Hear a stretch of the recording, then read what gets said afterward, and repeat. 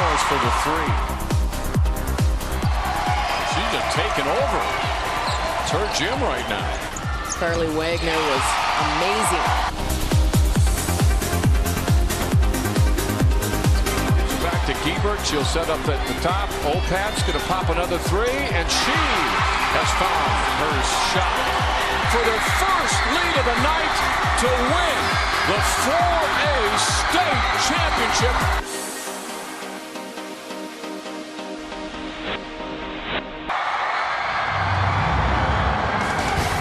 After a three-peat was halted last year when they didn't make it to state, the Hopkins Royals are back. They are seeking what would be a sixth state championship. The Shakopee Sabres upset their way into the semifinals. They're hoping to end Hopkins' run right now, tonight, here in the state semifinals. Hi, everybody. Chris Long here with you on 45 TV as we continue our coverage from the state girls basketball tournament here at Williams Arena. I'm joined by Jenny Johnson and Marissa Layton. Jenny, what do we expect tonight? Well, I think you can expect Taylor Cunnan from Shakopee to really get off. I'm very excited and anxious to see how Hopkins decides to match up with her. She's a 6'3" guard, and Hopkins' tallest guard is around 5'8". So that's really going to be an exciting thing to see. Marissa, no Hopkins last year. They reloaded. Here they are again trying to get into the title game. Yeah, Hopkins is led by senior TT Starks. She can do it all. Hopkins is really deep with their bench. They can bring in 5 players off the bench that are just as good as their starting lineup. So look for them to use a lot of players tonight. TT Starks, a Miss Basketball finalist. She will show you why tonight as her team takes on those Shakopee Sabres who knocked off White Bear Lake area 62-56 in a very close-fought quarterfinal game, Jenny. Well, this is Taylor Cunnan from Shakopee. She's one of the best juniors in the state, arguably. But keep an eye on Callie Rodning and Haley Czar from Shakopee as a supporting cast. 26 points for Taylor Cunnan to go with 5 rebounds in that quarterfinal victory. As for Hopkins, they won 62-35. Nia Holly's 13 led the way for them. It'll be interesting to see how quick Hopkins gets out of the gate tonight. They didn't have much of a challenge in their first round. They knocked off Rochester Mayo by a final score of 62-35 to get back to the state semifinals again. They three-peated, and that was interrupted last year. They're trying to get back to the finals. We'll see if they can do it coming up on 45 TV. The pregame show is brought to you by Tria Orthopedic Center. For the athlete in all of us, there's Tria. Welcome to the evening session here at Williams Arena at the University of Minnesota. We get ready for the big schools here, the 4A. Everybody knows about Hopkins. Lee, I don't know how many people know about Shakopee and what they can do. Well, this is going to be a great matchup. Hopkins comes in here the #1 seed. They have confidence and they have a stingy defense, but Shakopee has some great scores, and they have a 6'3" guard who's outstanding. Should be a great game. Well, let's take a look at the players here tonight that we think will be significant in this game. Well, TT Starks is a dynamic player. We've enjoyed watching her over the years. She's smart, she's athletic, incredibly hard to defend, and then she has teammates who surround her who are as equally as good. And then there's Taylor Cunnan. Great to finally see this junior in the state tournament. She's an impact player. She can create for herself. She can pull down the boards. She's got great size. This is just going to be a fun matchup. Our key players to watch are brought to you by Education Minnesota. 70,000 educators working together to improve education and prepare students for successful lives. #1 seed Hopkins, #5 seed Shakopee playing for the right team. Advance to the state championship game in Class 4A. Marissa, your last thoughts before we tip this one off? You know, I think this is going to be an interesting matchup. Like Jenny said, it's going to be sweet to see how Hopkins defends Taylor. She's a great player. We'll see what she brings to the tournament. All right, let's meet these two teams with public address announcer Jane Voss. Good evening and welcome to Williams Arena. Please let me have your attention as we introduce the teams and starting lineups for this state tournament Class 4A semifinal game between the Section 6 champions with a record of 28-1, the Royals of Hopkins High School, and the Section 2 champions with a record of 22-8, the Sabres of Shakopee High School. Now let's meet the teams, starting with the visitors from Hopkins. The reserves, 5'7", junior guard Olivia Polinsky. 5'10", senior guard #1, Angelica Wiggins.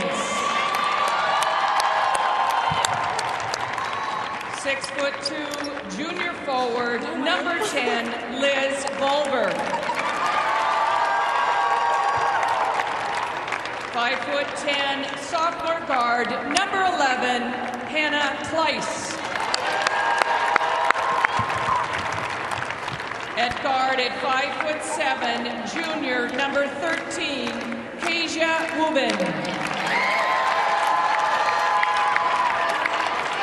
5'6", junior guard, number 15, Julia Jallo. 5'7", senior guard, number 20, Bianca Williams. 5'8", junior guard, number 21, Evelyn Knox. 5'10", junior guard, number 32, Sierra Bagstead. 5'7", senior guard, number 33, Shania Roger. 5'11", senior center, number 34, Ashley Omete. 5'9", junior guard, number 42, Catherine Batika. And 6'1", junior forward, number 44, Maddie Chalmers.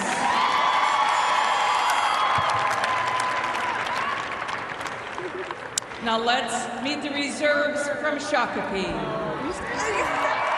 5'6", senior guard, number 3, Emily Desart. 5'6", sophomore guard, number 5, Sydney Zard. 5'10", sophomore forward, number 15, Kira Stark. 5'9", junior guard, number 21, Allison Johnston. 6 foot, sophomore forward, number 23, Matea Hutton.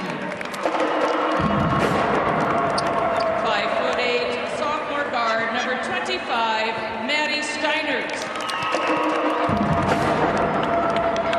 5'9", senior guard, number 31, Olivia Iverson.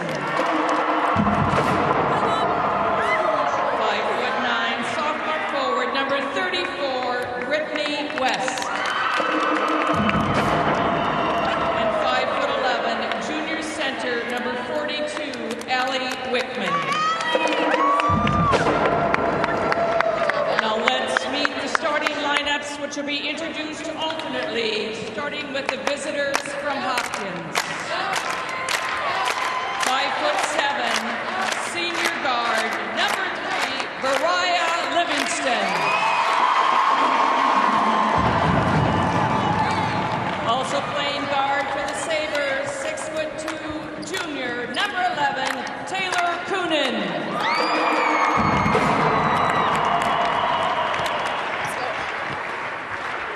For the Royals, at guard, 5'8", sophomore, number 5, Dee Dee Winston.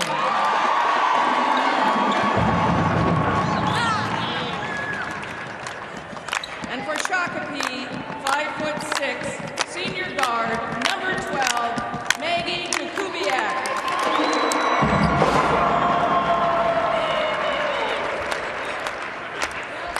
For the Royals, playing guard, 6'1", junior, number 12, Nia Holly.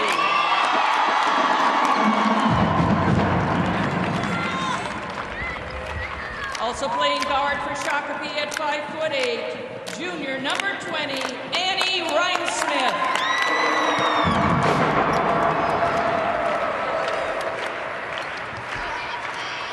For the Royals, at guard, 5'8", junior, number 14, Ashley Bates.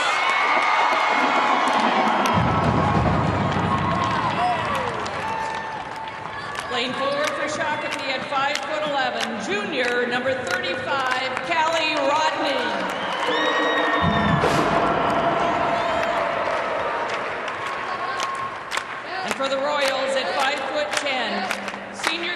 number 22, TT Starks.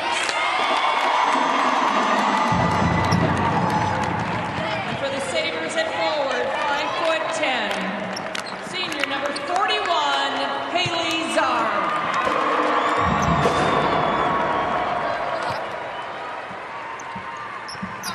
The coaches for Shakopee, assistant coaches Dan Russell and Steve Hack. Head coach of the Sabres is Juan Mitchell. Coaches for Hopkins, assistant coaches Mike Winston and Gary Westman. Head coach Brian Cosgriff.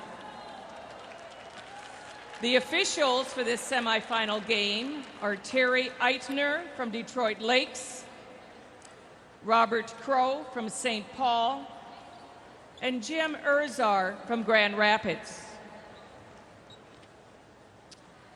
And now, will you all please rise and remove your hats as our national anthem is performed by Danik Boyo Gino, a senior at Shakopee High School. Ladies and gentlemen, our national anthem.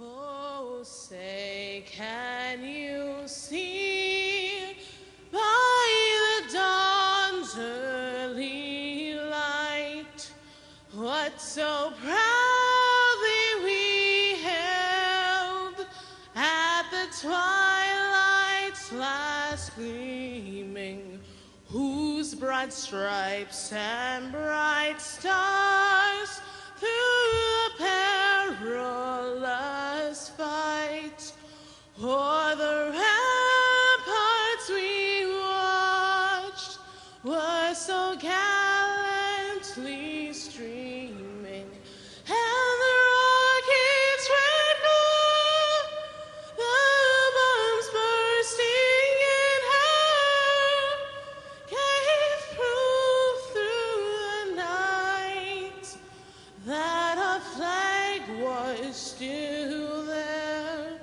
Oh, say does that star-spangled banner yet wave o'er the land of the free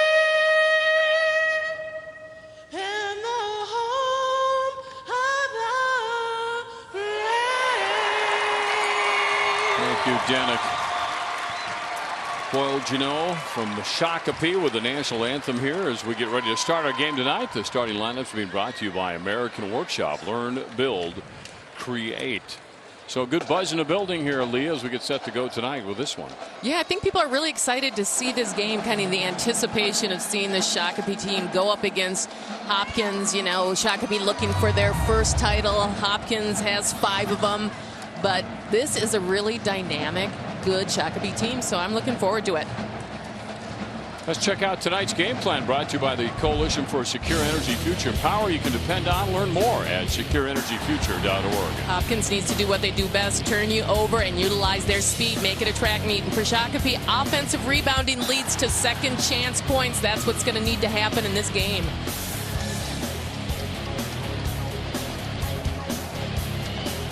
Brian Cosgriff, the McAllister grad. In this one, going against Juan Mitchell from Southwest Minnesota State. Boy, I tell you, we had a chance to see Juan's son, Stefan, in the boys tournament. That kid is really, really good. Oh, he was impressive in that game. I really enjoyed watching him. I really thought that he carried the Shakopee team on his back for a while. That was really fun. And he's a junior, if I remember right. I believe you are correct. Here come the Royals. Do they like to kick it out right away, Leah? For people who haven't seen them play, are they going to move it up and down as quickly as they can? Yeah, this is a team that can move the ball defensively. They're really tough. They get low, but they also have speed and can get up and down the court. Let's see what they show us here early. Does Shakopee need to be real physical down low? Do they got to kind of yes, absolutely. move people around? Hopkins with the basketball. Working the perimeter, then the baseline, and the drive is up and rolls off. A good effort by Hopkins on the board. Look at all the players in red surrounding Nia Hawley, Nia Hawley has a lot of strength down there, so you can't just surround her. You got to put a body on her and push her out of there. And she'll go to the free throw line right away in this game to start. Averages 15 points, a little better than 15 a game. From the line, in case you're wondering, what kind of free throw shooter, about 64%. 100% so far tonight.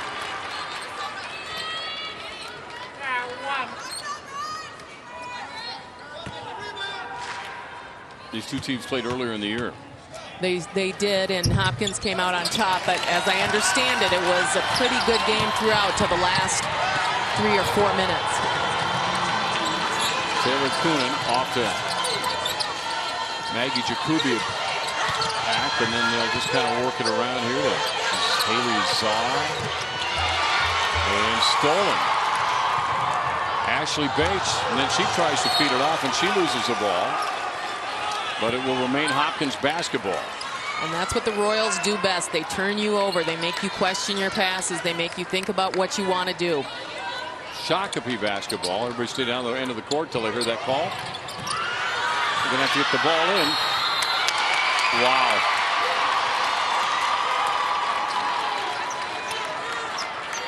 That's an early breakdown by Shakopee. There's Coach Cosgriff. Been around Hopkins for a few years. 416 and 59 is his career record. Holly will kick it back out, and she'll take that outside shot. It's a two-pointer for Neal. 3-0. Hopkins to the early lead. Look at the pressure they're putting on. Yeah, this is where the Sabres are really going to have to prove that they can move that ball down the court with this constant pressure, because this will go on throughout the whole game. You're not going to see two better players in the state than those two, are you? Yeah, that's kind of fun to see Taylor Coonan bringing that ball up. 6'2", 6'3", whatever you want to call her. She's tall. On the follow, the ball's out of bounds off of Shakopee. That shot by Haley Czar, no good. 3-0. Hopkins with the early lead here at Williams Arena at the University of Minnesota tonight. We'll check in with Torrey, see what he's got for us coming up in just a couple minutes, as well as he is courtside tonight at the barn. Dee Winston. That is Variah Livingston with the ball there over in the top to Holly, and then we'll kind of move it around and eventually back into Winston's hands, and her drive is up and good. This is what makes them difficult. Also, they're patient on offense. They have many people who can score the ball. Coonan and Starks. It's a nice matchup. Taylor with the dish, and then another potential turnover retrieved on a good effort by Jakubiak. Wow, good hustle out there. This is Czar. Jakubiak. Coonan. Whoa, cross court. Good fake. Leaves a shot wide open, and it's not going to go. Rebound. Coonan on the board for Shakopee. Taylor, the 6'2" junior.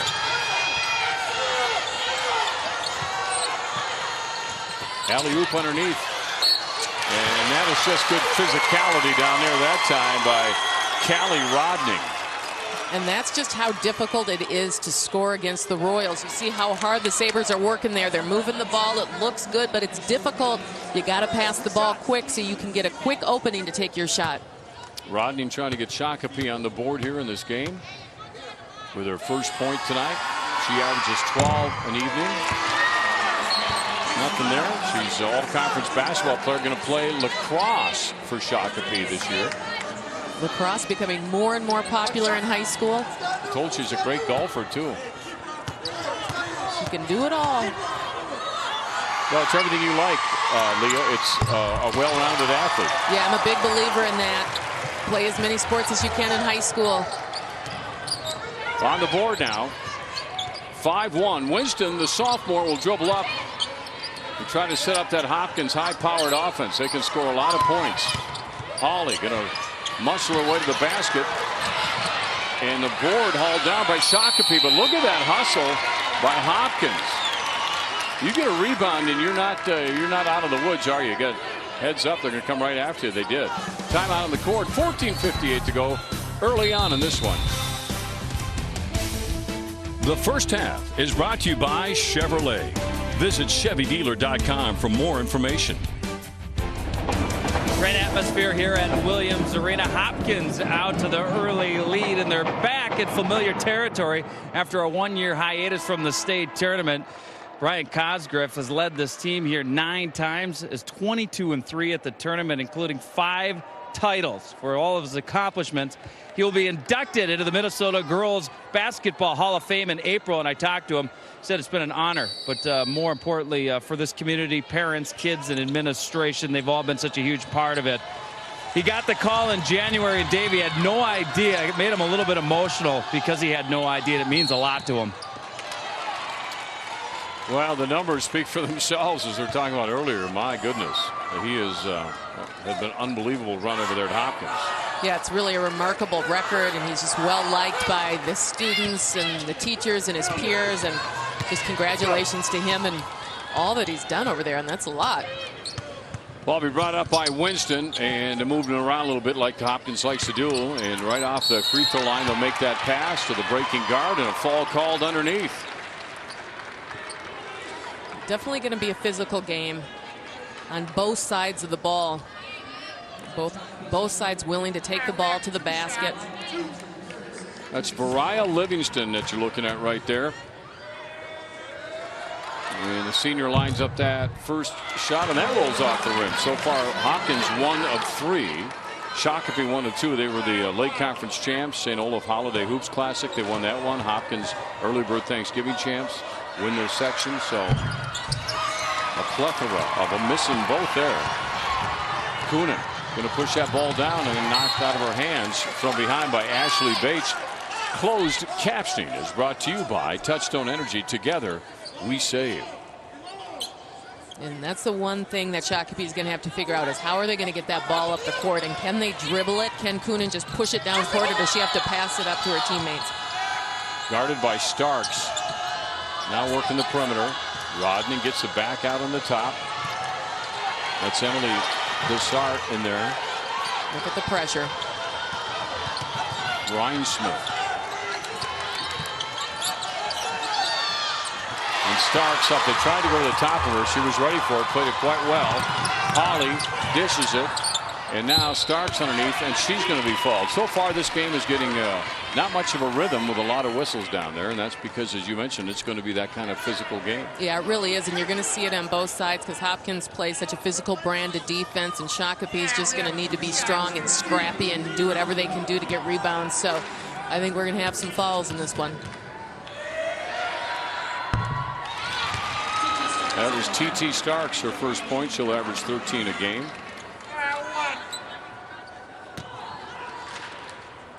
She is a senior.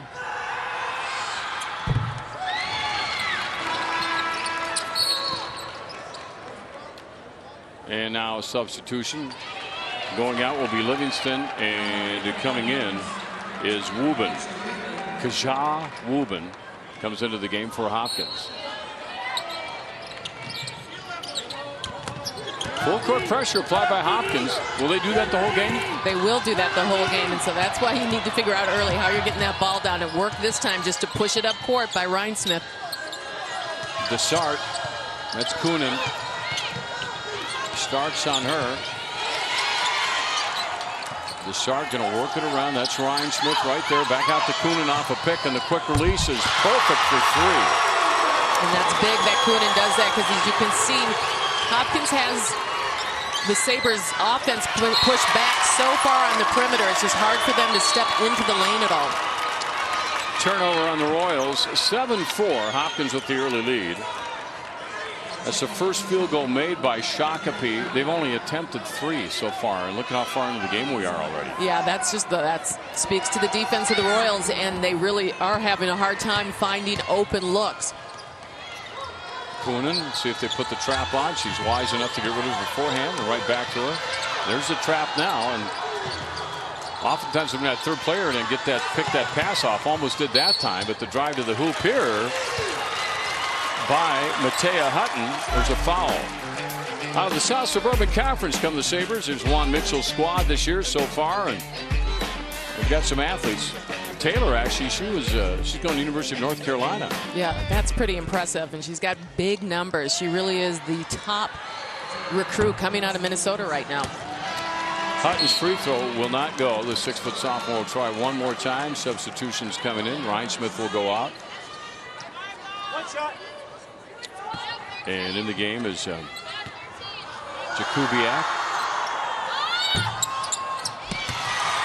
Maz used that whole thing. That's what it's there for, right? Go back to the room, high up in the air and back down. State Fair, that'd win you something. That's for sure. Trying the baseline. Bates going to take it right to the hoop. Got it and drew the foul. Boy, that's strong. She carried through on that shot. And that's what another thing that makes this Hopkins team so difficult. Look how fast they are. Look at this first step by Bates. She gets to the basket, and even I think Shakopee's showing some really good defense right now, but you have to be so quick to stay in front. 9-5, so a chance to capitalize on the three-point play.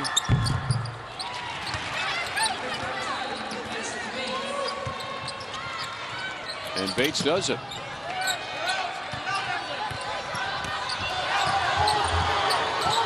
Coonan and Stark. Man, is that fun to watch those two. Coonan's got a nice handle on the ball. Good anticipation by Nia Hawley. Well, your Miss Basketball Award will be coming up after this tournament. Yeah, that'll be fun to see who wins this. Madison Guibert, and Guibert, I'm guessing, is probably a top candidate, but look at all of the players. Taylor Reese. Shooting over 3,000 a day, I think. She's an amazing player. Volleyball player as well. We'll see her tomorrow. That's right.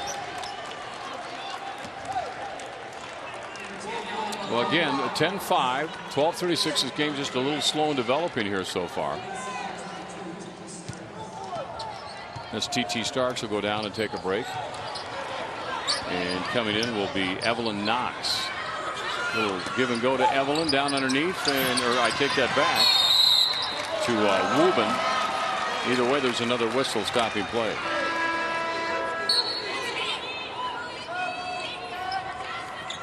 Shakopee will bring in 3 and sit 3. They're having a hard time keeping up with Hopkins. That's why they're getting so many fouls. That's just that quick first step. You got to get there. You got to get in that defensive stance. Wubin gets it back out. Knox deep 3 and off the front of the rim.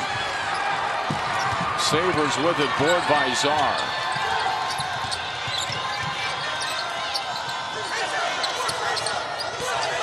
Coonan steps back. Wow, is that a pretty shot? Yeah, and you can really see she can create her own shots all by herself. She handles the ball so well. Liz Bulver has entered the game as well. For Hopkins, that's Nia Hawley. Now she'll back it up and shoot the 3, and she will get it. What a response. 6'1" junior has a nice stroke on the ball. And look how quick she is to get back defensively. Rodney taking it up herself. Guarded by Bulver. Czar. Ryan Smith. Coonan, good fake. Covered up nicely. There's Taylor open again and just nails it again. Boy, she is smooth. Yeah, she's feeling confident out there, and she should be. She's hit some really big shots with defense on her. And another 3 on the way. We got a shooting exhibition going here all of a sudden. That one a little shy, not out of bounds, off the rim. 11:02 to go in this first half. Hopkins with the lead over Shakopee. You see Shakopee, the number 5 seed. Hopkins, the number 1 seed. Another good game coming up right after this tonight. Eastview and St. Michael Albertville. That St. Michael Albertville team is awful nice. Yeah, I'm really excited to see those two teams. Eastview, we know how good they can be, but St. Michael Albertville, boy, they are really impressive right now. Coonan finds her own opening that time. On the nothing but white jerseys there to pull that down. It's Nia Hawley going coast to coast. Up in the air. Can't get it. Falls out of bounds. It's Shakopee basketball. Timeout. 3-point difference early on in this one from Williams Arena on 45 TV. Get your local news, weather, and sports every night on 45 TV. Local news at 9 o'clock right here on 45 TV. And for the latest in high school sports, visit prep45.com. Well, Dave, this game's starting to develop a little bit. We're starting to see some up and down and some big shots. Shakopee's turned the ball over already 5 times, and we know why that is. The intense defense that the Royals will do this whole evening. Annie Rhinesmith over to Taylor Coonan. Look at the trap coming up on her. Back to Rhinesmith down in the opposite corner. A quick series of passes, and then that that shot rims and quickly down. Look at Hopkins push it. And a lead pass. What a great pass from Starks. Yeah, that's good basketball right there. It's just so fast and big rebounds and working the ball up and down the court as fast as possible and finishing it.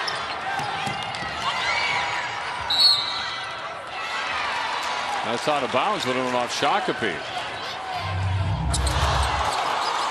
Ball starts on the great rebounding. Starks gets it down, and Holly finishes it up.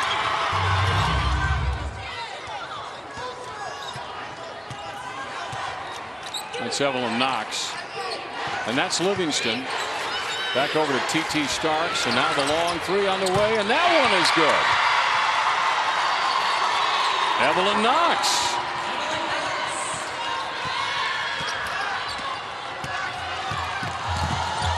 Boy, look at Starks. She's giving her no room. Czar.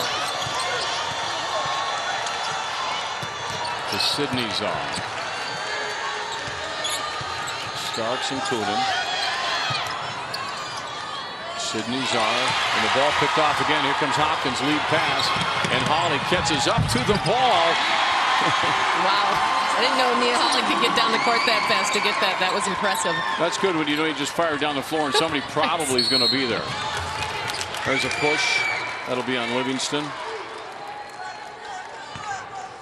20-10. Hopkins suddenly with a 10-point spread. Doesn't take long. Yeah, it really doesn't. As soon as they start their rebounding and their transition basketball, you're in trouble. Bates back in the game. And Holly will take a break. So the full court pressure continues by Hopkins. A couple of turnovers have led to these points here down the last run. Annie Rhinesmith, good piece of dribbling against Livingston. This is when you realize how important it is to cut and get open, because when you have defense like that, you got to get open for your teammates. It's Bates. And again, she powers her way to the basket, follows through with her shot, and gets it to drop. This is the same thing she did last time when she turned it into a 3-point play. That's exactly right. She's strong. She's 5'8". Look at her looking down court. Goes right at the basket. Timeout for Shakopee. Vaughn Mitchell wants to talk things over here with 8:45 to go, and his team suddenly down by 12 points after it was a pretty good game here. But Hopkins gets those turnovers, and they just, man, as soon as they get turnover, they're on their way, aren't they? Well, and you can just see how good Shakopee is at handling the ball. If they were just playing a regular team whose defense wasn't so intense, they handle the ball very well. It's just that no one can get open defensively, and then that's when you start making bad passes and turning it over. St. Michael, Albertville, Eastview coming up right after this. You got time? Come on, zip over to Williams Arena here at the University of Minnesota. Yeah, we're really loving this venue for the girls basketball tournament. Yeah, I really like it. I do. I love being in the barn. I love the raised floor. The atmosphere feels good. Everyone's nice and close.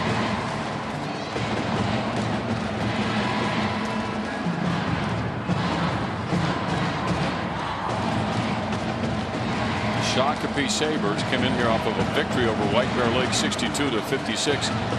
Taylor Coonan led all players with 26 points. She was 10 of 18. She had 5 boards and a couple of blocks. Callie Rodning had a couple of block shots. Matea Hutton came off the bench. She had 3 block shots. And they're coming off a nice 23-win season during the regular year.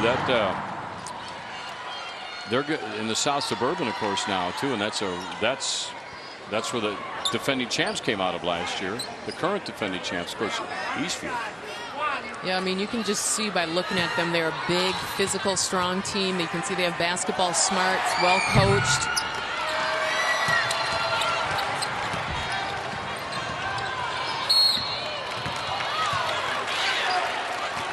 Whistle stops play. foul will be called. And the fall will be charged to Ashley Bates. There you see Ashley. Boy, Hopkins got 11 points off turnovers. Shakopee only has 1. And that is what Hopkins does. And boy, do they do it well. This year, it's probably the best that I've actually witnessed them do it. Just from 1 to 5, they are unstoppable some nights. Callie Rodney looking to get rid of it to somebody. And Shakopee's going to have to call a timeout or get it over, and they don't. Hopkins defense coming through again. And that's the kind of thing that's real deflating for a team, just when you can't even get the ball over the half-court line. That's when frustration can set in. So Shakopee has to start figuring out how can we cut to get open to get some passing instead of just trying to push the ball down court. Evelyn Knox out on top.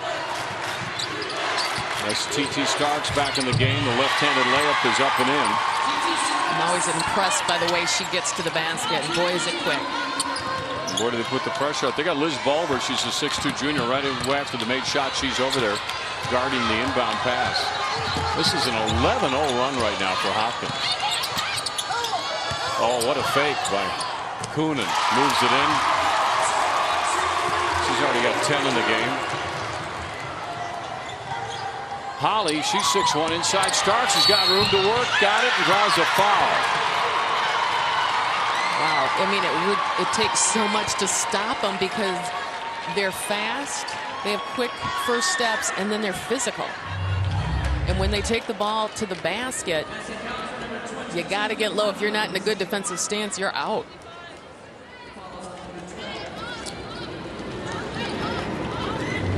Well, this will be the third time we've seen this go up, make a shot, and draw a foul, and turn into a three-point play.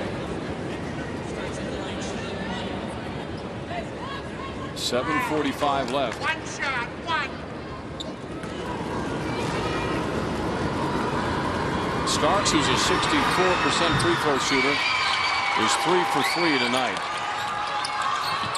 Sabres with the ball in the hands of Desart. Emily against Livingston. Pair of threes matched up there. Ryan Smith looking down low. Nobody there. She'll just take it herself. Hopkins, their defense is tenacious. And there they knocked the ball out again, and it's off of Shakopee because it went right off of Ryan Smith. Making the call there was Dee Winston. She made the play, and she knew.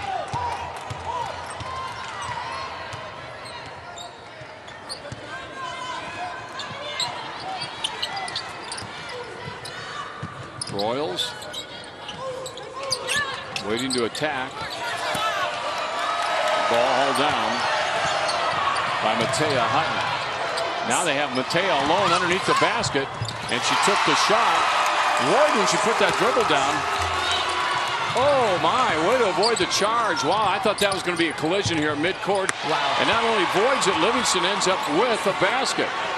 And now fast break to Hutton again. Being pursued from behind. And no foul. The ball knocked out of her hands. Boy, that was Winston who came up from behind on that one. Timeout, 6:43 to go. Hopkins on a roll here at 29-14. Tonight's Fan Cam being brought to you by 45 TV.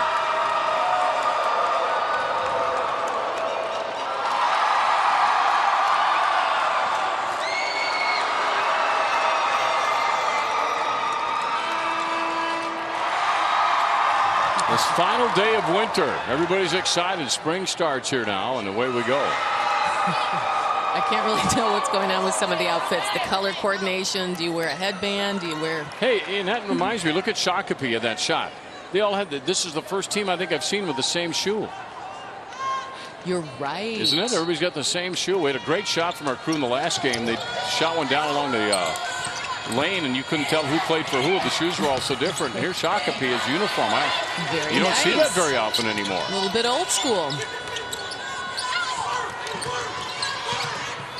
Sabres. Coonan covered up. They don't want to give her any room. Doesn't take much room for her. That three-pointer on the way. That's an important shot. Won't go. Yeah, Ryan Smith had the shot. Shakopee's offense operating solely behind the three-point line.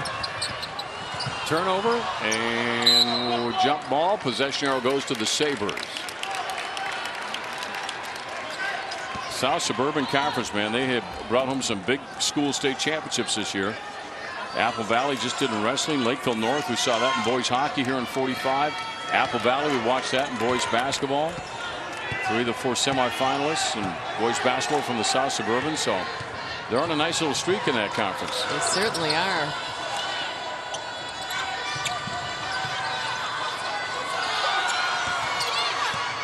Coonan.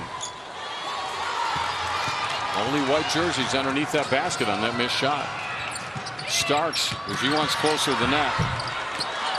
Good drive, no bucket. See if Shakopee can get some easy points before Hopkins gets down there. Coonan. They got a 3-on-2 if they want it. They'll take it. And the miss off the hands of Livingston.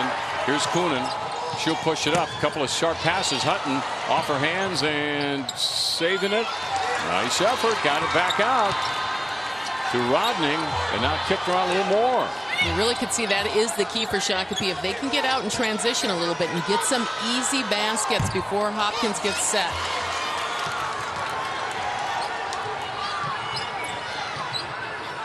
Hopkins wastes no time getting the ball down. Under 5 minutes in this first half. Hopkins leading by 15. Here comes Taylor Coonan, the 6'2 junior, on her way to North Carolina next year.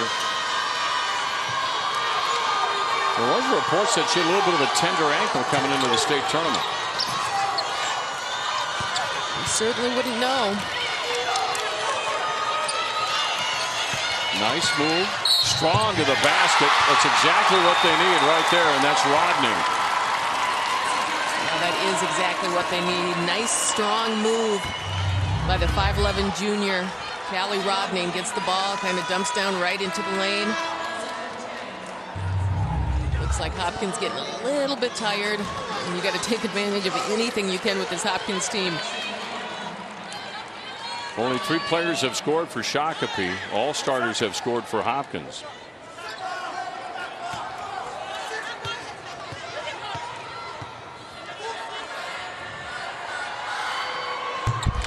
That's perfect. Looking at some of the shooting percentages, the best free throw shooter in this game here will be Jakubiak for Shakopee, going by percentages.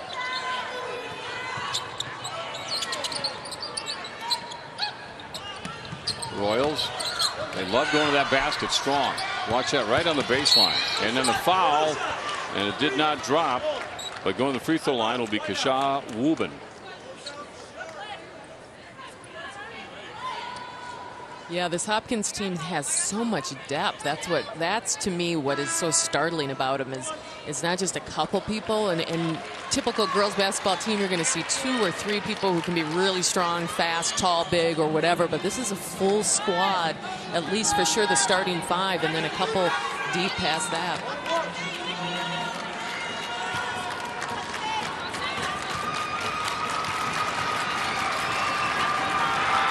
Keshaw's free throw is up, and boy, bouncing all over except in. Sabres. Ryan Smith.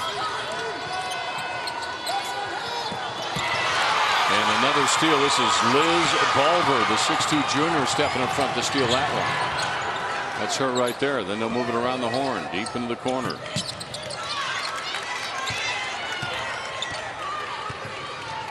Ashley Omete is into the game for Hopkins.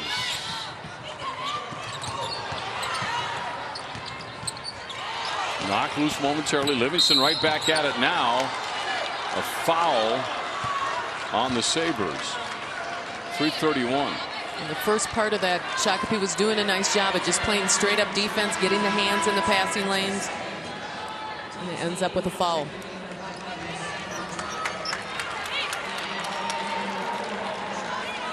That's Nia Hawley back in the game.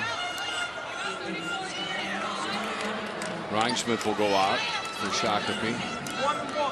Coonan back in the game.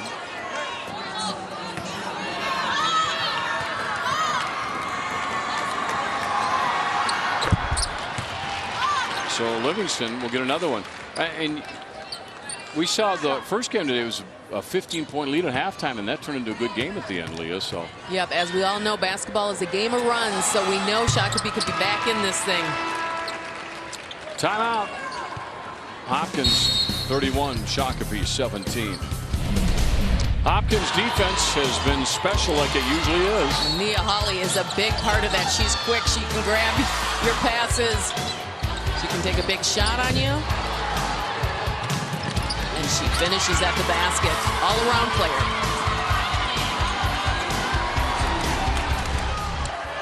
Full court pressure applied. That's a lot of work right there. Wow, that's pretty cool. There's another turnover, and the shot won't drop, but Hopkins with the rebound. Evelyn Knox back in there. Now they go to the other side, and that is out of bounds, and that's off Shakopee. Good defense, though, to keep Ashley Omede from scoring.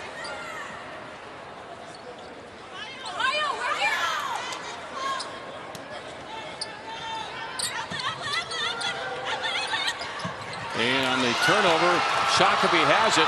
See if they get down there, but the speed of Hopkins comes down from behind. And you saw the wheels there. Kashaw Wubin coming in from behind and making a good play. Almost got the steal on it. And Shakopee, this is exactly what they need to do. Just get down court as fast as you can. As you see Zara just working, you know that Hopkins is going to be right behind you, but you need to try to get to the free throw line or get the easy shot.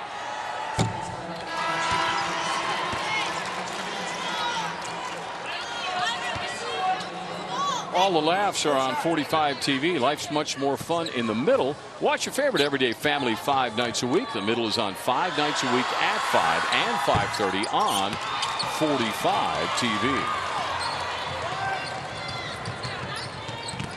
Well, they'll get either one, and then Hopkins runs down and loses the ball, and then running up and putting it in are the Royals again. Livingston with the points under 3 minutes to go in this first half. Shakopee, the Sabres to the hoop. The drive is up and in. That's a nice move that time by Sydney Czar.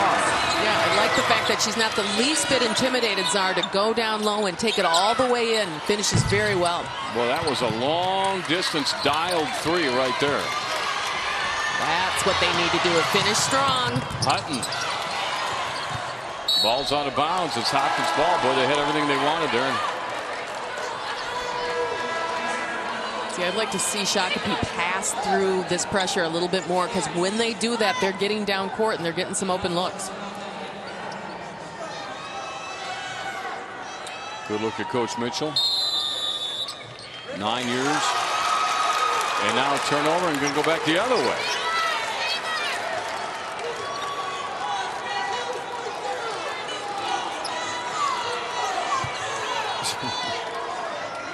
Coach Cosgrove did not agree with that call. I don't know if you could tell or not. High out. Taylor Coonan. Picked up by Nia Hawley.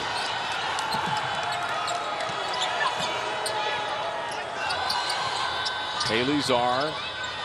Off to Taylor Coonan. That's Emily Dessart. And Ryan Smith's shot's going to be off the money. And she follows it. Everybody's boxing out. Nobody was there. And the shot is up and in by Haley Czar. She's in the book now with 2. Cuts the gap a little bit more, down to 12. Under 2 minutes to go in the first half. The winner plays Saturday night here at Williams for the state title. And the runner is a foul. So TT Starks will go to the free throw line. And the fall will be on Shakopee's Callie Rodney. Dave, how long have we been watching TT Starks in this tournament? Was she here as an 8th grader? I'm trying to remember, but I think it's been about 10, 11 years. That's what I'm thinking. It's like she has been here a long time, and her game has grown every year. Yeah, she is. Do we know what she's doing next year? TT? We'll have to find out. I know she has the ability to play. Oh boy, I think pretty much anywhere, don't you? Well, look at that defense. I mean, Hopkins, it's just challenging enough to get the ball in the court after a made shot like that. Here comes Rhinesmith, guarded by Livingston. Rhinesmith with the ball out on top, stops that dribble. Dessart with it. Coonan, and there's a good look on the outside for Rhinesmith. That will not drop. And that rebound is all done by T.T. Starks again. Now here comes some Shakopee pressure with 1:20 to go. Starks trying to dribble through it. Off to Winston. Good pass down low. Good steal by Coonan. And her lead pass is knocked loose. Turnover. Now another battle for it. Good effort by Coonan. Now you got a 2-on-1. And right to the hoop and up and in is Haley Czar. Wow, that was a lot of back and forth, but ends up Shakopee gets a nice easy basket. Holly. Rebound, jump ball. Coming in from behind, Ashley Omete. Look at the back and forth. Nice hustle by Czar. 12-point lead for Hopkins. Relying heavily on turnovers that their defenses cause and going down and getting points off of those. At one time they had 11. Shakopee had 1 off turnovers. Winston guarded by Dessart. Now she'll back off a little bit as we get down to 30. So Winston, I'm sure, is content to get that last shot, and Shakopee's content to let her have it. Yep, Hopkins going to let the clock wear down. We haven't seen him move this slow since the start of the game. They're just going to wait. The fans don't like this. They want to keep it going.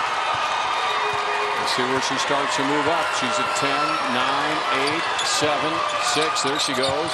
Holly shovels it off. Starts with 3.1. Gets fouled on her way up. It works exactly how Hopkins had hoped.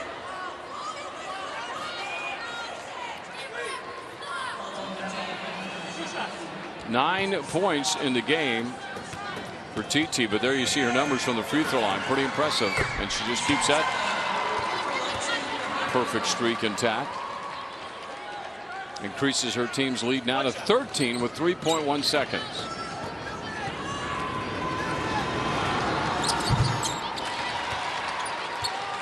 This money from the line. And travel. So now Hopkins will have 0.7 to get a shot off. Can they? Well, Hopkins does everything so fast that I'm assuming they can probably get some quick shot off right now. Nope. But they won't. That's the end of the first half. Hopkins with a 37-23 lead in this one to start the game. And again, Lee, I think you have to be impressed by, we know how good the offense is, but the defense is good. Let's head down to Torrey here in a minute. He is going to be with Brian Cosgriff.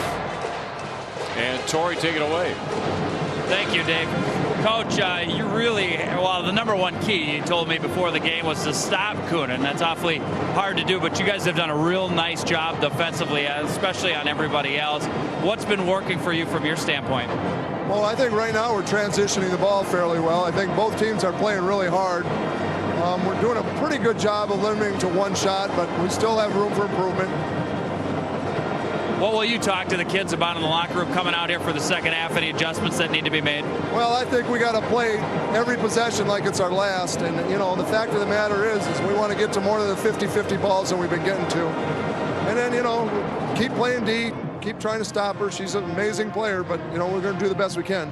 Appreciate your time, Coach. Thank you. All right, there's the Hall of Famer, Brian Cosgriff. Thank you, Torrey, as we come up into halftime. Marissa, Jenny, and Chris are going to join you in just a minute with a complete halftime show. Hopkins with the lead in this one to go to the state championship Saturday night right back here at Williams Arena.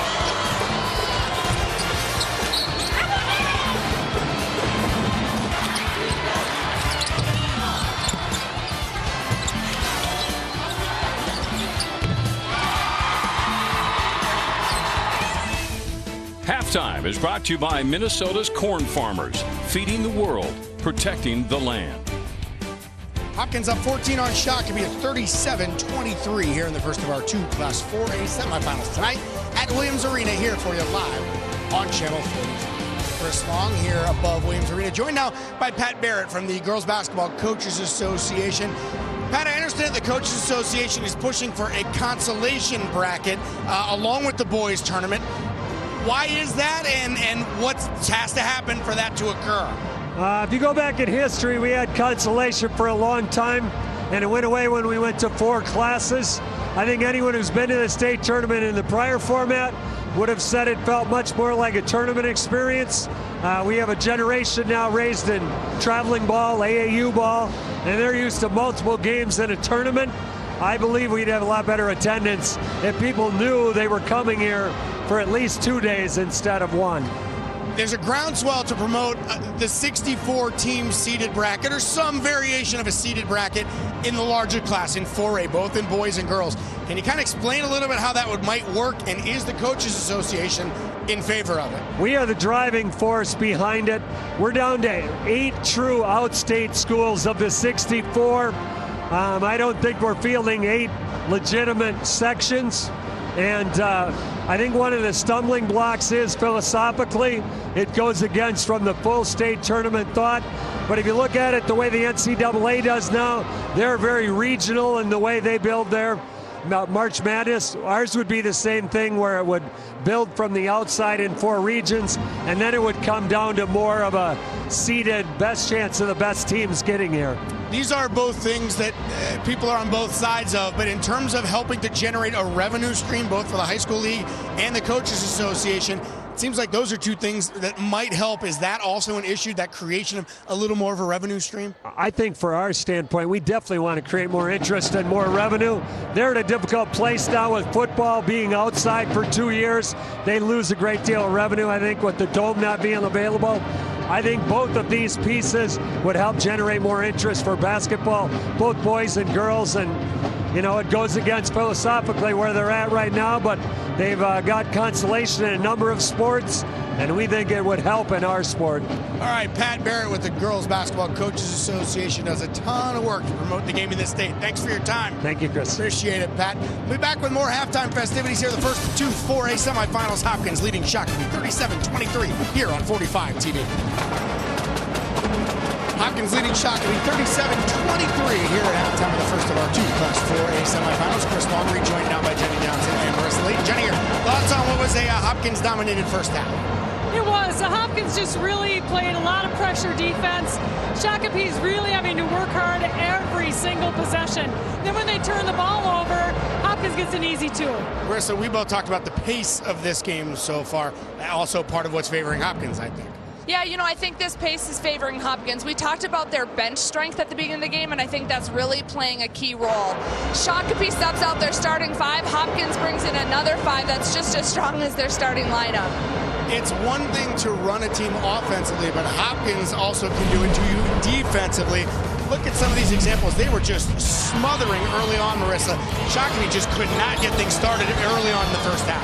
No, Shakopee really struggled to get into the rhythm and the flow of this game, partly due to Hopkins' pressure defense. Hopkins likes that up and down kind of style of basketball, and that's exactly the way they're playing in the first half. Great hustle there by Dee Dee Winston. Then the offense gets it going. Nia Holly, she has 10. TT Starks has 11.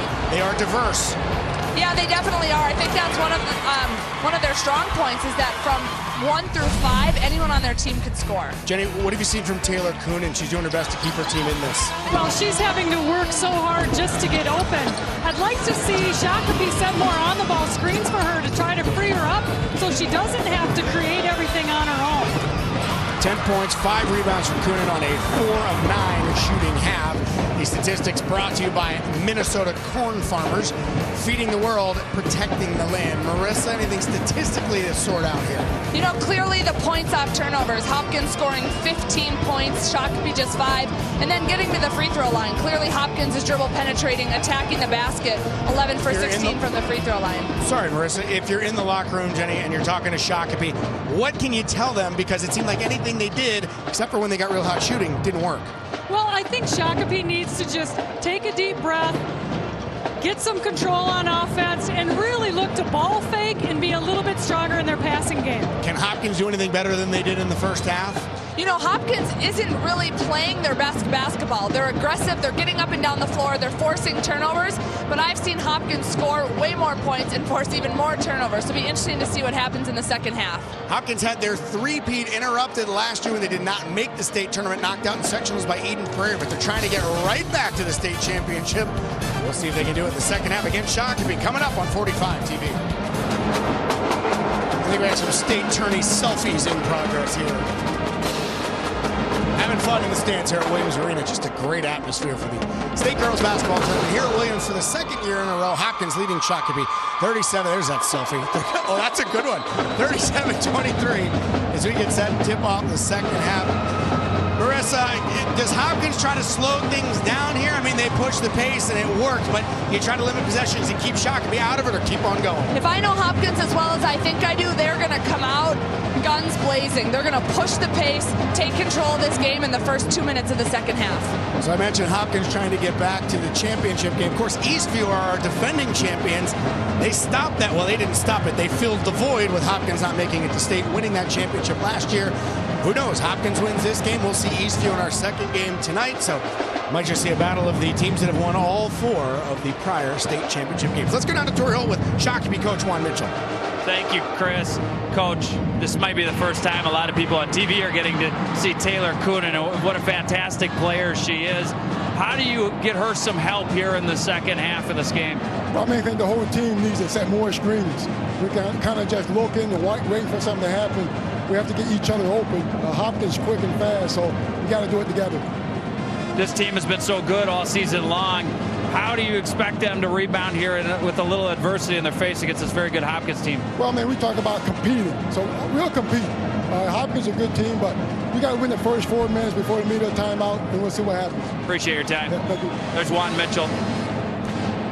Yeah, and Juan, his son, is Lee and I said at the start of the broadcast, one of the better players I think we saw in the state tournament. There's no doubt. Yeah, he looked absolutely great in the boys tournament. Had a lot of great post moves. He's got to be a lot taller than his dad. Taylor Coonan is the leading rebounder in this game, too, as Tori pointed out. There she is. Her mom is from Gaylord, Minnesota. All right. Well, I totally agree with what Coach Mitchell said, what Jen said. It's about getting open with this defense that Hopkins has thrown on them. So how are they going to do that? They have to help each other out. So if it's ball screens, better cuts, whatever that takes, you kind of have to go back to the fundamental basketball that you've probably learned a long time ago to get yourself open in this type of situation. Good look there. T.T. Starks, the 5'10 senior, having a strong game. Going to Iowa State next year. Thank you, Leah. Thank you, Marissa, who gave us that information.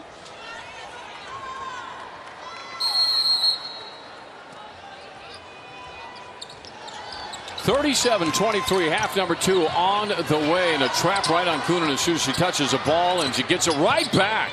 Now 3 people around her as she dishes.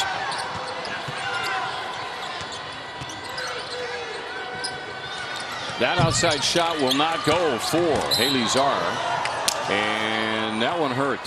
Yeah, that looked like she took a good hit on the wooden floor. Ouch. Yeah, slow to get up. You can see the expression on Dee Dee's face.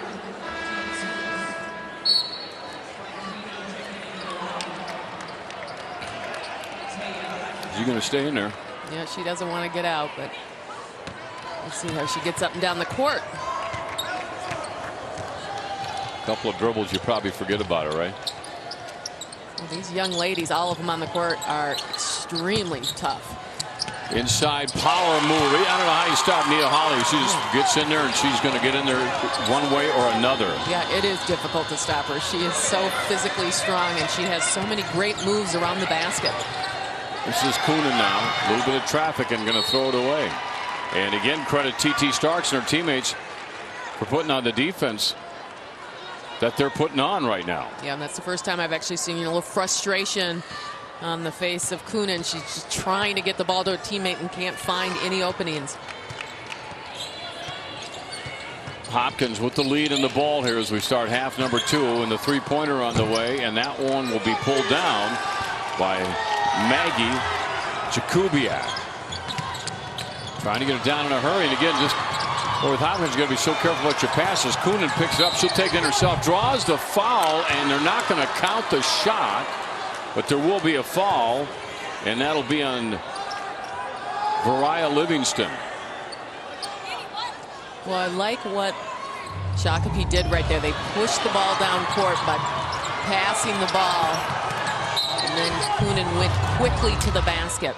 Coonan dropping back to get the shot. I think she's trying to get her team back into this thing, and here comes Hopkins, fast breaking.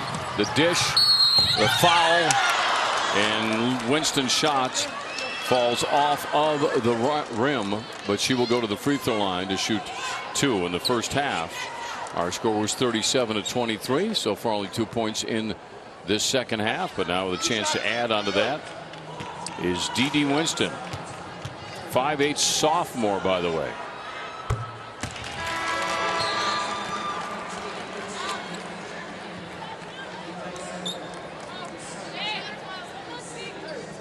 Hopkins in here on the strength of a win over Rochester Mayo in the opening round.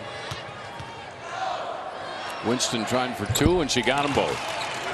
That's the biggest lead of the game right there at 41-23. Can't get the ball in. There it goes. Now look down court. You got to pass it off quickly. Now you give the chance of defense to get back. Hutton's rebound not going to go. And a series of passes leads to an easy layup for TT Starks, her 13th point of the night. The thing about Hopkins is they're working so hard up there, but they make it look so easy. Well, the first 4 minutes you heard Coach Mitchell say that was the key, and so far those first 4 have been playing in favor of Hopkins. But after a while, their defense gets so tiresome that you just kind of make fast shots. You don't take your time. You're hurrying your passes, and they just intimidate the heck out of you. Yeah, you get very flustered by that. But this is what, look at Hopkins working, getting up and down the court so quick. They finish well. There's not a lot that they don't do well. So it gives the other team a lot of frustration. And I don't know if Shakopee ever runs a zone, but I wonder if you could slow them down a little bit if you threw in a zone and tried to force them to shoot from outside.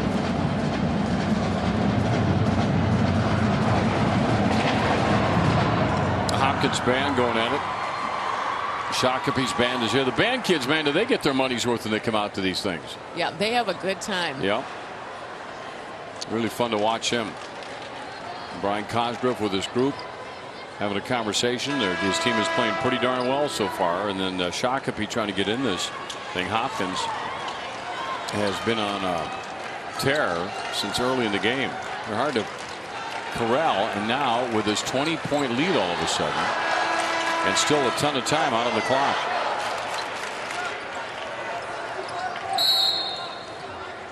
And that full court pressure is so intimidating.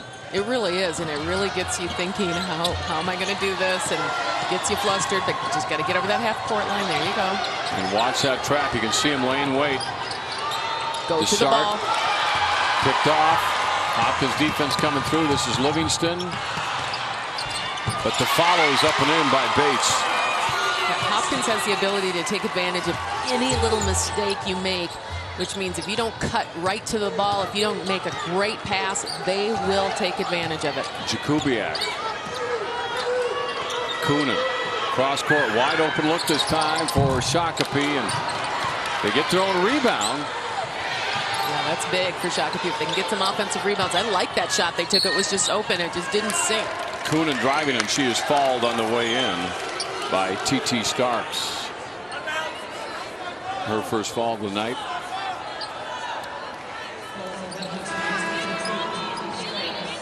No shot. Ball will be inbounded by Emily Dessart. Let's see if right away you can get the ball into Coonan and let her get a quick release shot. There's exactly it right there. That's a good look right there.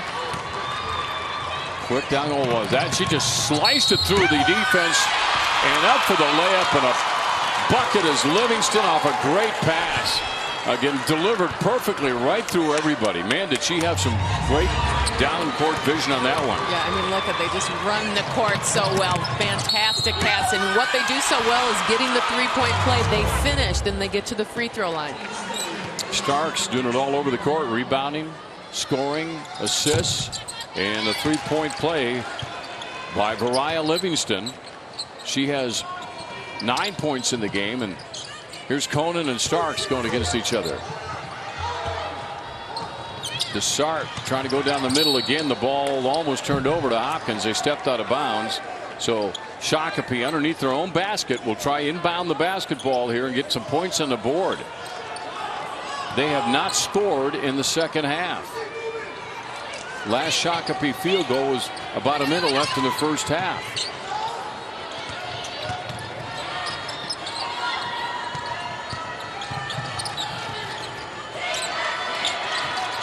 Rhinesmith. Coonan to Hutton underneath. Rhinesmith's got a wide open look. Yeah, Shakopee has had some really good looks at the basket. Here's a foul line. It's on Nia Hawley. 48-23 Hopkins. 14:49 left in this one from Williams Arena. The second half is brought to you by Polymet Mining, working on a plan to mine the copper, nickel, and other essential metals that make this broadcast possible. Learn more at gopolymet.com. We're back on 45 TV. There's the Hopkins Royals mascot right there. Pretty comfortable with this lead they have right now at 48-23. They have won 5 Class 4A state titles, including 3 straight from 2011 to 2013. So they're used to this environment. At least their head coach, Brian Cosgrove, is. Yeah, they play with a lot of confidence. Nice move there, and Hutton's shot won't drop. So when they've had the open looks, they're not getting the ball to fall for them at all. Series of passes, that might have gone off Coonan on that play. Angelica Wiggins is on this team. She's the sister of Timberwolves star Andrew Wiggins. We'll see her, I would think, here at some time. Dee Winston has D1 offers, I understand. I don't think she's picked one yet out. Liz Bulver has some multiple offers from Hopkins. Nia Hawley is ranked 60th nationally for her class. Did you realize that? Wow. Yeah. So yeah, well, you see why. I mean, it's just so difficult to stop. It's just amazing watching her. Yeah, and she's a junior. Ashley Bates has multiple D1 offers. Another bucket underneath for the Royals. And quickly down Shakopee. And again, Leah, it's just not dropping. When they do get a shot, they're just not. It just won't go down. They have not made a bucket in the second half yet, right. And we're at 13:55. We're almost well over 4 minutes into it. Yeah, we're seeing the confidence being drained out of Shakopee's team, and they've started to get some good open looks, and they just haven't gone. They haven't had any luck with that, and you see Hutton gets the open layup and misses it, and so a little bit deflated right now. Ooh, Starks goes down hard to go to the free throw line.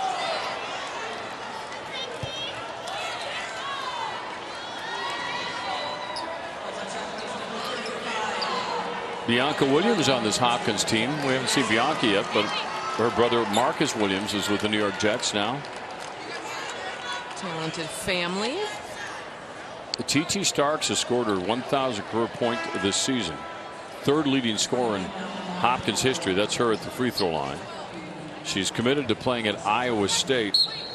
Was a tournament MVP down at the St. Olaf Holiday Hoops Classic. As you saw earlier on a graphic here, one of the Miss Basketball finalists. Also named to that MGBCA All-Star game in April. I don't know if I've missed anything with her. I'm sure there's more. There has to be. That's the first free throw she has missed tonight. Right up to that point, she was 7 of 7. Well, that's the other thing you notice about this Hopkins team. It's not just that they're flashy or quick or strong, is that fundamentally they are so solid.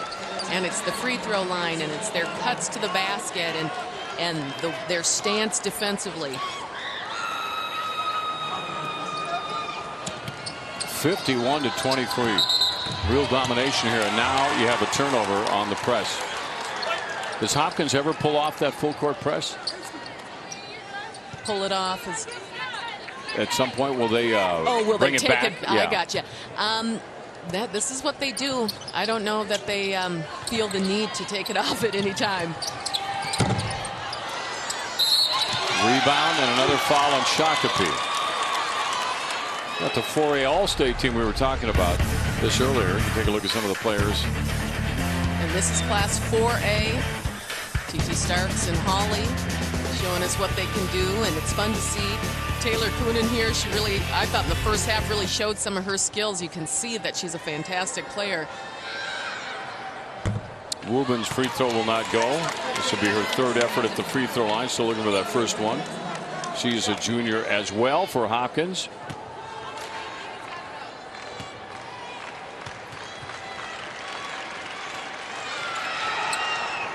And she's in the scorebook.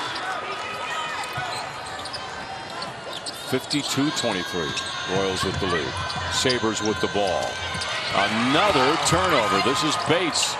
The feed to Holly. And she has another bucket. When a team like Hopkins has this full court pressure, they practice that. They do that all year long, so they're in shape to do this. So when you look at them right now, they don't look terribly tired. No, they sure don't. And now another turnover on Shakopee, and they've got this team figured out pretty well. Right now, Shakopee has yet to score a point in the second half. That's incredible. Holly, Bates, right back to Holly underneath. Coonan picks it up. She'll lead pass out to Czar. Gets her defender in the air, misses it. Now another shot. This one blocked, but also fouled. Matea Hutton's a 6-foot sophomore. She should be at the free throw line, which she is, shooting a couple. Yep. Trying to get her team in the scoreboard in the second half. Yeah, halftime score was 37-23. Yeah, this will be big. Just kind of get the pride back and get some points on the board. I like, again, what Shakopee did there is they pushed the ball up and tried to score before Hopkins got back. You know, and you've got 2,000-point scorers on you got Taylor Coonan, and also you have Haley Czar. So you've got some scorers. Hopkins will push the ball up. That's Evelyn Knox. Nia Holly, pass underneath Bates. Then they'll follow the miss. And that'll be put up by Liz Bulver. It was Bulver and Bates battling for the rebound. All Hopkins down there. Taylor Coonan. She is going to take it all the way that time, and Bulver is there to save the ball, but apparently stepped out of bounds. So Shakopee will get it under their own basket in this game. Next up, we have Eastview against St. Michael Albertville. We're anticipating a pretty good game in that one. Yeah, I'm really interested in seeing that. I love watching Eastview. I think they have a team that, like a Hopkins in a different way, that everyone who steps on the court has a really good, sound basketball game. And then St. Michael Albertville has been playing great basketball, and I think they're kind of that dark horse in the tournament that could upset somebody. Coonan with the first basket for Shakopee in the second half. Much needed. She has 12 in the game. The next nearest scorer has 4 for Shakopee. Holly with just a straight turnaround shot. 58-25. Sabres again. The steal almost completed by Nia Holly. Coming into the ball game will be Ashley Omete. Holly will take a break.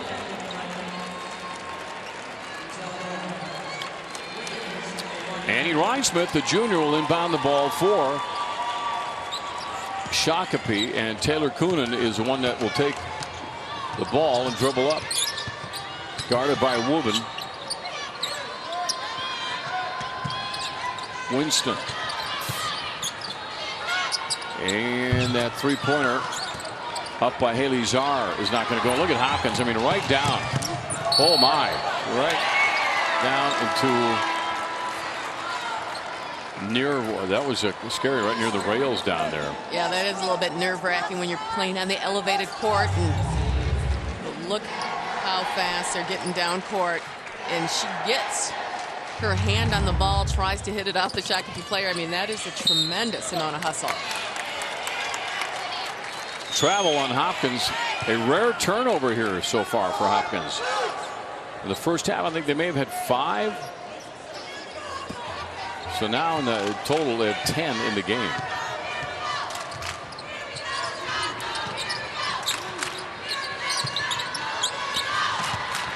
Sabres to the hoop. Splitting the defense. Good hustle from the backside. Sydney Czar. Taking a move from the Hopkins book. Slips in there. Steals the ball. Boy, that's exactly what they do. That is Angelica Wiggins, who just came in. Ball is out of bounds off of Hopkins. Shakopee will get it. There's Angelica. That's Andrew's sister, by the way. That's pretty cool to see her out on the court. Well, it's kind of nice to see the reception he got in Toronto. They loved having him home there yesterday. That's right. Welcome home. Sabres with the basketball. 11 minutes to work with.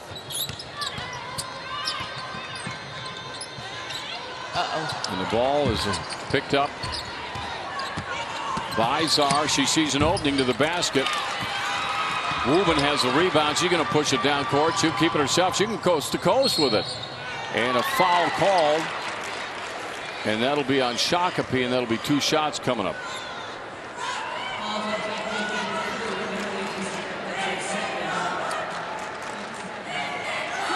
Shaw.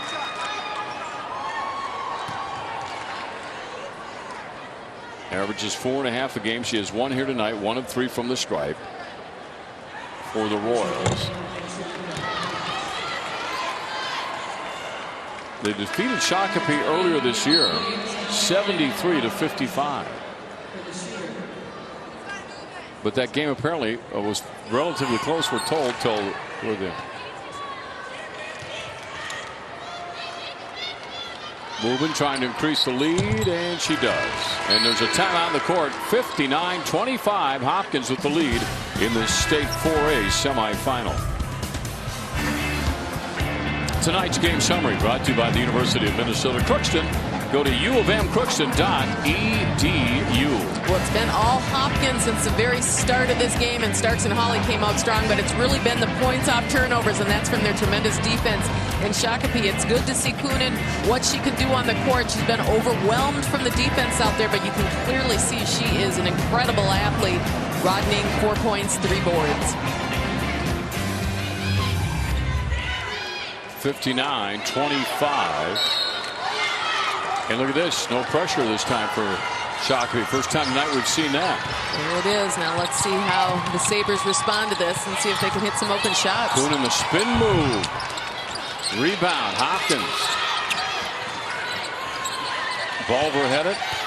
Now it's in the hands of Evelyn Knox. Here comes some Shakopee pressure. Bulver feeds it up to Omete, and Wiggins will shoot, and she is fouled. That's kind of the pace of the game. I think even when it started, you and I both noticed that it was not real quick up and down. Yeah, there's a lot of whistles because it's such a physical game here. Right, exactly. And usually when you have a team that's playing a defense the way Hopkins does, but really that's not where the turnovers have been. It's been on the other side of the ball. Angelica Wiggins trying to put her team to 60 if she can right here, and it's off the front of the rim. Rebound hauled down by the Sabres. Taylor Kunin, 12 points in a night, leading scorer for Shakopee.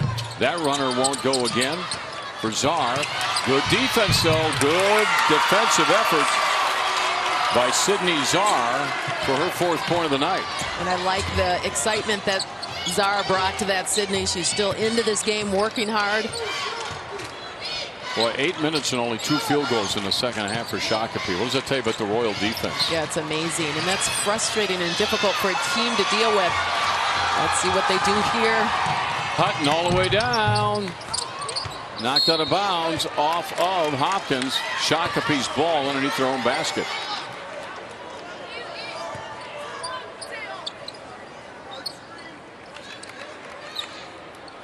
Annie Rhinesmith, the 5'8" junior, with the inbound pass to Coonan. She gets the screen, takes the shot off it, and the ball sails out of bounds. And the Royals will get it to see how much pressure Shakopee applies here, trailing 59-27 with 9:35 on the clock. And that is Evelyn Knox. Evelyn's a 5'8" junior, had a three-pointer kind of early in this ball game. Guarded by Rhinesmith, over to Wiggins. Back to the top into the hands of Bianca Williams. And then a series of passes just moving around. Wiggins back to the other side. Omete back to the top. Evelyn Knox going to back it up. Rhinesmith will follow her. Wiggins to the basket. The layup is not going to go good. Follow. Won't drop. Scramble for the rebound. Hauled down by Shakopee. And now a scramble for it again. That's a possession arrow in favor of Shakopee. Well, you can see even when Hopkins doesn't have their star players on the court, Hopkins, these young players are still playing well together. They're still patient, and they're still scrapping for the ball. Sydney Czar trying to get some kind of momentum, any kind going here for her squad. Coonan kicks it out. Look, good looking three there, and that will not go for Rhinesmith. Battle for the board. Bulver has it. Coonan trying to steal from her. Bulver maintains her composure. Off to Wiggins, and Wiggins driving to the basket. And a double dribble turnover on Hopkins.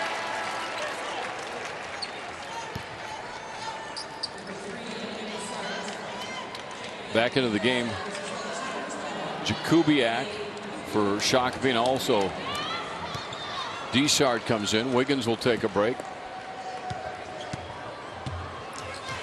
It's got to be a little bit refreshing for Shakopee to come down the court without being harassed every second of the way.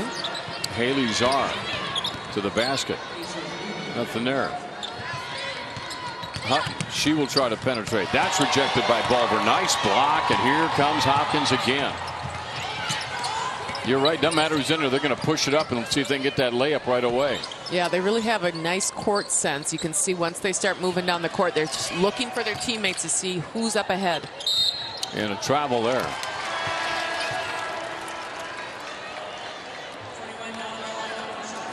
.7:59 to go. Allison Johnston right there, you see, for Shakopee, the junior, coming into the ball game for the Sabres. She's been in before. Jakubiak, Coonan, and Czar. Even when they've had the open shots in the second half, they've been unable to connect. It's one of those nights. Yeah, in the first half, they couldn't get the open look. In the second half, when they got them, they just weren't sinking.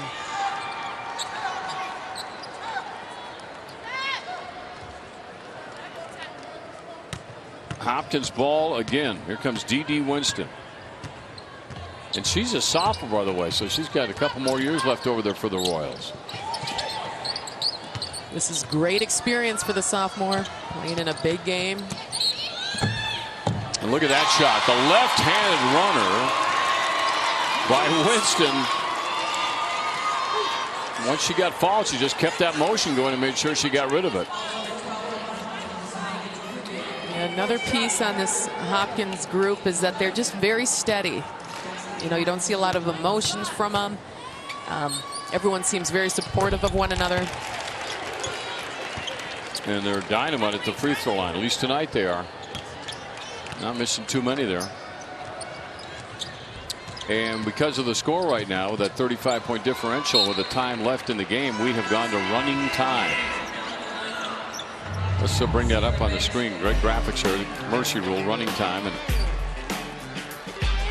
clock only stopping for timeouts.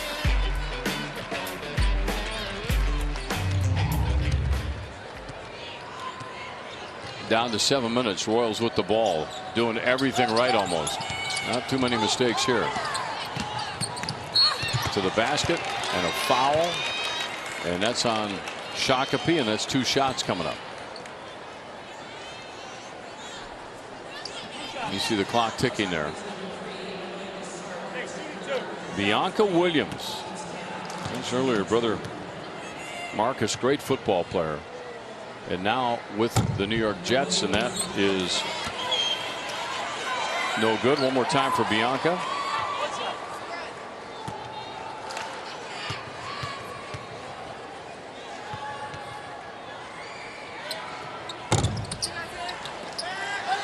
Coonan with the board. Back to Desart. Guarded by Woolben. There's Coonan. She has had 2 or 3 people around her all night, and once they're able to shut her down, basically she only has 12 points. Right, and I mean, obviously a sign of respect. When she gets the ball, they collapse on her, and you can see by the way she handles the ball, the way she pushes it up court, that she's got tremendous ball handling skills. She's a good shooter, good scorer. We just haven't been able to see the display from her that we would in a regular game. 5:49, clock stops for the timeout. Hopkins. Tonight's play of the game brought to you by Catholic United Financial, life insurance, annuities, and retirement products. You're wondering what great defense looks like. It's right there. Bates gets the steal, and Nia Hawley comes in to finish it up. This is the story of the night. Points on turnovers, and that point right there made it 54-23. Hopkins has been spectacular here all evening. Coonan again with a double team. Ball picked off by Haley Czar. Coonan again. Boy, she is just, they're not going to give her any space. That's how good she is. And now a foul will be called on Bianca Williams. We've got a lot of action tomorrow. You know, that's always fun to watch these teams coming in from A and AA because you don't know a ton about them. And Rosa, how about the Rosa Rams? Hockey Town coming in with that girls basketball team. I love it. And I love that they're able to stay another night since they got a pretty good hike. What is it, about 5 hours or so? Yeah, if you step on it. So that should be another fun day tomorrow. I would say that Czar's shot won't go. If you have time tomorrow and you can zip over, just to watch, I think, a part of one game or 1 or 2 games. It's just really fun. The atmosphere is just kind of magical. Takes you back in time a little bit. Well, we always get great crowds coming in from the outstate communities, and what I love about it is you see a different brand of basketball, and throughout the state everyone plays it a little bit different, and we just don't get the opportunity to see these kids as much, so it's really fun. Well, Dover Eoda's coming in. They got a really good team, it looks like, down there right off Interstate 90 down by between St. Charles and Rochester. So it'll be fun. See a lot of the players. Got a lot of great players coming in tomorrow as well. Let's just zip over to Williams Arena. 62-27. That is running time. You're looking at that. You're saying, wait a minute, what's going on there? It's a large enough of a spread, as we showed you the rules a few minutes ago, to keep that clock moving, except for timeouts. I think it's a good thing to have in place. No reason to demoralize the team. We understand that Hopkins has displayed a very high level of basketball out here tonight, and Shakopee, we know, is a great team. Maddie Steinert has entered the game, and the Sabres there get a bucket from Sydney Czar. Olivia Iverson, I take that, but Brittany West is in the game for Shakopee as well. There's a timeout on the court. 62-29, Hopkins with the lead. Hey, tournament fans, log on now to prep45.com to order this or any of your favorite games. Make the memories of your favorite athlete last a lifetime with your own DVD copy of the Minnesota State High School Tournaments presented by 45 TV and Grand Stadium. That was a game earlier today.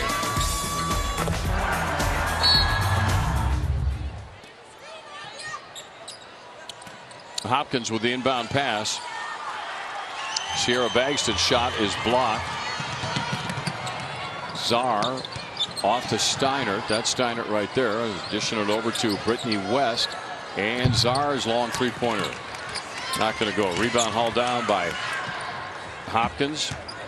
Sierra Bagstad. Julia Jallo. Right there with the basketball is Julia. Working it around, eventually get over to Olivia Polinsky. Turnover. Shakopee has it. 3 minutes to go in this one. And that's Olivia Iverson right there. Brittany West. Sabres trying to go down low and scrambling for it. Good effort. That'll be a possession arrow, and that'll be in favor of Hopkins. You got to respect these young ladies. I mean, they are scrapping. This game is obviously over, and there's 2 minutes and 38 seconds left, but they're still working as hard as they can, getting on the floor, scrapping for the balls. Shania Roger in for Hopkins. Catherine Ratika comes into the ball game for Hopkins, and that's her dribbling the basketball right now, the junior. 62-29. That's Shania Roger there. She wears number 33. Into the corner. That's Polinsky. Back out on top. Ratika. Nice drive to the basket and puts it up and in. That was a nice move to the basket by the 5'9" junior. Maddie Steiner with the basketball. Off to Kira Stark. A series of passes open up down the middle, and then a chance at a three-point play as Iverson goes in and hits the basket off a really nice pass. Yeah, really nice effort as well by Olivia Iverson.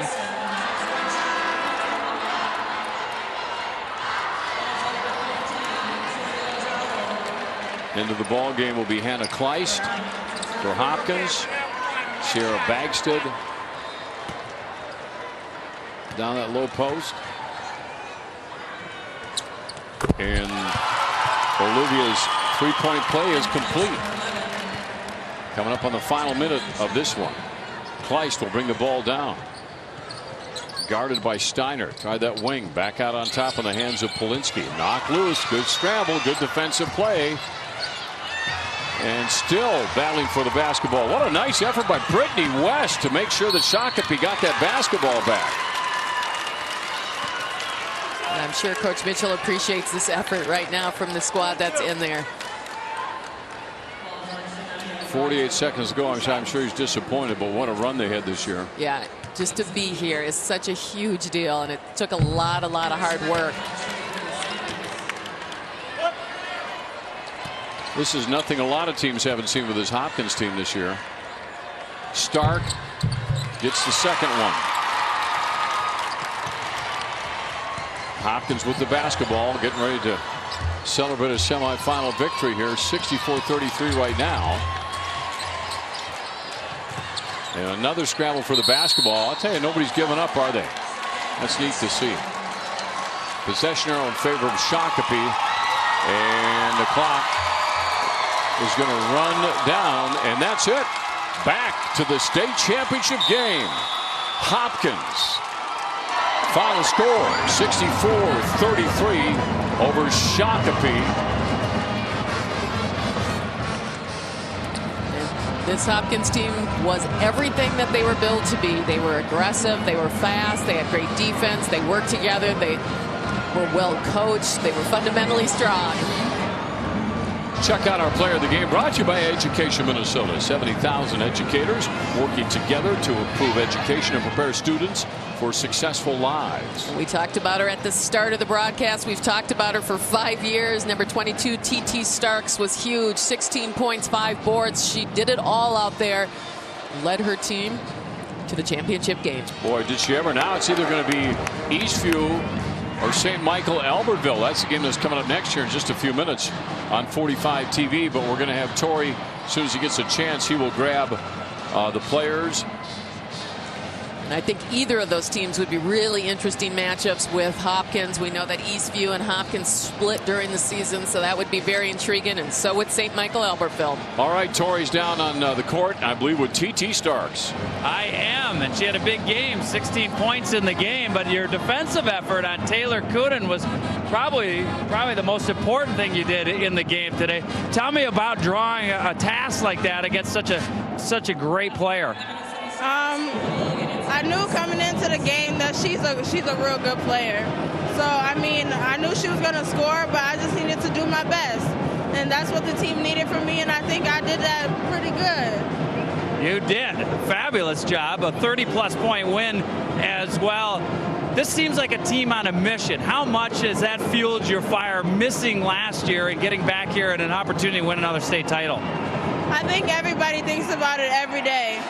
we use that as motivation, as fire to, you know, be where we are and, you know, keep going. We got one more game left. All right, enjoy your day off. We'll see you back here on Saturday. Thank you. See you Saturday. All right, TT Starks, our player of the game, David Lee. Sounds like a date there, Tori, and we're looking forward to that one on Saturday against the winner of this next game up here. You can watch some of the highlights from this game as we take you to break. But Jenny and Marissa and Chris are going to keep you entertained and informed here coming up in just a few minutes as we continue our coverage of the state semifinals on 45 TV as you look at some of the highlights from earlier this evening. And Hopkins showed us they are as dominant as we anticipated. Defense, hard work, hands in the passing lanes, they did it all.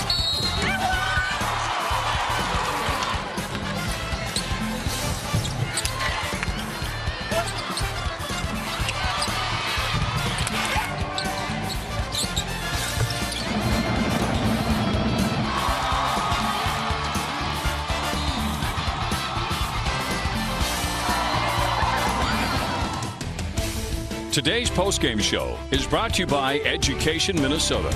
70,000 educators working together to improve education and prepare students for successful lives. So after a one-year absence from the state tournament, Hopkins returns to the state championship game. They advance to the 4A final by virtue of a 64-33 win over Shakopee. Chris Long back with you high above Williams Arena along with Jenny Johnson and Marissa Layton. Jenny, Hopkins just flexing their muscles in that one. Well, they definitely showed why they're the #1 seed and the current #1 team in the state. And as far as the ranking goes, they're just so strong and so overpowering. Marissa, your thoughts on that game? You know, I think it was a great game for Hopkins, but I would like to see what they can do on Saturday night. They haven't really been challenged in this tournament yet. They'll take on either Eastview or St. Michael Albertville. We'll determine that coming up. But here's how Hopkins advanced. They just built a big lead and extended it. Nia Holly, 16 points, 4 rebounds on a very nice day shooting. Well, and she's a 6'1" junior who's built just so tough and strong and big inside. And she gets bumped in the, with, you know, body-wise, and just it doesn't even move her. 7 of 14 field goals she was shooting. Also, to mention TT Starks, Marissa, 16 points, 5 rebounds from her as well. You know, I think if we saw a shot chart on this game, we would see that a lot of Hopkins shots came within 1 to 2 feet of the basket, which is really impressive. Statistics brought to you by Minnesota corn farmers, feeding the world, protecting the land, and really the score 64-33 kind of supersedes Jenny any of the other stats we have on there. Right, and to Marissa's point, the field goal percentage for Hopkins at 51%, that happens because you're getting shots in the lane, and their field goal percentage is high all year anyway. So coming up next, it'll be Eastview and St. Michael Albertville. Eastview team, Marissa, that's been here before. They played in the championship, won it last year. I don't want to project too far ahead, but it would be fun to see them play against Hopkins in that Saturday final. That would be a great match. You know, they played in the regular season. I think they split 1-1, so it'll be a really nice matchup. But they got to take care of business tonight first. But yeah, St. Michael Albertville certainly wants to have something to say about breaking that matchup up. We will set up that second game, our last game of the day, the 4A semifinal between St. Michael Albertville and Eastview, coming up on 45 TV.